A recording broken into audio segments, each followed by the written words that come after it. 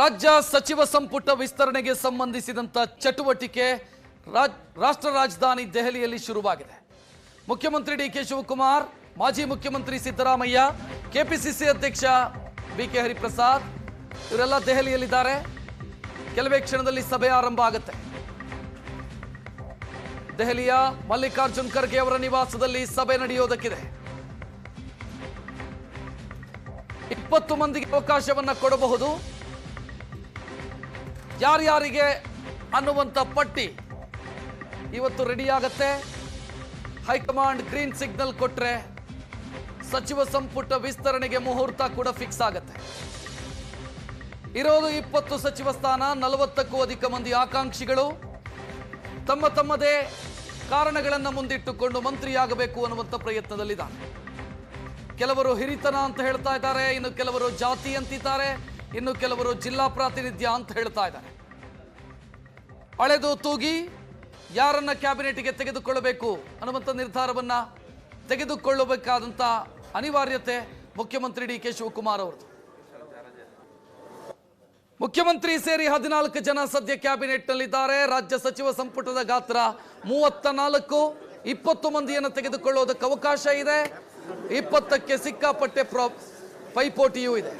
Problem of plenty ಎನ್ನುವಂಥ ಸ್ಥಿತಿಯನ್ನ ಕರ್ನಾಟಕದ ಕಾಂಗ್ರೆಸ್ ಅನುಭವಿಸ್ತಾ ಇರೋದು. ಯಾರ್ಯಾರಿಗೆ ಯಾವ ಮಾನದಂಡದ ಅಡಿಯಲ್ಲಿ ಅವಕಾಶವನ್ನು ಕೊಡಲಾಗುತ್ತೆ ಅನ್ನೋದು ಪ್ರಶ್ನೆ. ಸ್ವಲ್ಪ ಹೊತ್ತಲ್ಲಿ ಮೀಟಿಂಗ್ ಶುರುವಾಗುತ್ತೆ.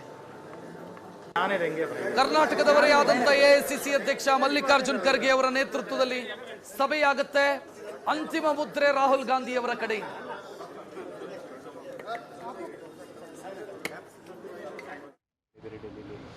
ಇನ್ನೂ ಯಾರಿಗೆ ಭೇಟಿಯಾಗಿಲ್ಲ. ಈಗ ರಾತ್ರಿ ಮುಖ್ಯಮಂತ್ರಿಗಳು ಮಾಜಿ ಮುಖ್ಯಮಂತ್ರಿಗಳು ಬಂದಿದ್ದಾರೆ. 10:30ಗೆ ನಾವು ಭೇಟಿ ಆಗ್ತೀವಿ. ಇಬ್ಬರು ನಾಯಕರಿಗೂ ಭೇಟಿ ಆಗ್ತೀವಿ. ಭೇಟಿಯಾಗಿ ಅಷ್ಟೇ.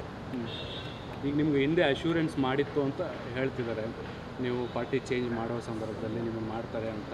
ಲಾಸ್ಟ್ ಟೈಮೇ ಆಗಬೇಕಾಗಿತ್ತು ಅನ್ನೋಂಥದ್ದು ಕೂಡ ಒಂದು ಚರ್ಚೆ ಇತ್ತು, ಆಗಿರಲಿಲ್ಲ. ಈ ಬಾರಿ ನಿರೀಕ್ಷೆ ಜಾಸ್ತಿ ಇದೆ. ಅವೆಲ್ಲ ಗುಟ್ಟಿನ ಕೆಲವೊಂದು ಸಂಗತಿಗಳು ಹೊರಗಡೆ ಹಾಕಿ ಹೇಳೋಕ್ಕಾಗಲ್ಲ. ನೋಡೋಣ. ಬಟ್ ನಿಮ್ಮ ಜಿಲ್ಲೆಯಲ್ಲೇ ಕಾಂಪಿಟೇಷನ್ ಜಾಸ್ತಿ ಇದೆ. ಸಹಜವಾಗಿ ನಮ್ಮ ಜಿಲ್ಲೆ ದೊಡ್ಡದಿರೋದ್ರಿಂದ 18 ಕ್ಷೇತ್ರ ಇರೋದರಿಂದ ಒಂದೊಂದು ಕಾಲಕ್ಕೆ 4-5 ನಮ್ಮ ಜಿಲ್ಲೆಯಲ್ಲೇ ಮಂತ್ರಿಗಳಾಗಿರ್ತಕ್ಕಂಥದ್ದು ಇದೆ. ಜನತಾದಳದ ಸಂದರ್ಭದಲ್ಲಿಯೂ ಕೂಡ 4-5 ಸ್ಥಾನಗಳನ್ನು ಸಿಕ್ಕಿರ್ತಕ್ಕಂಥದ್ದಿದೆ.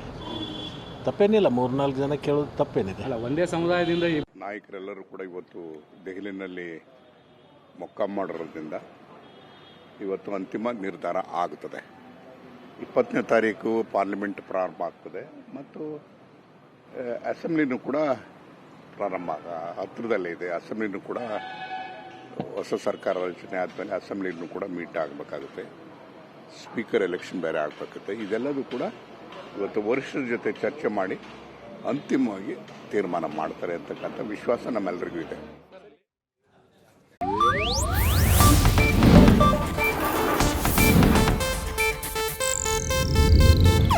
ಇದು ಏಷ್ಯಾನೆಟ್ ನ್ಯೂಸ್ ನೆಟ್ವರ್ಕ್ ಪ್ರಸ್ತುತಿ.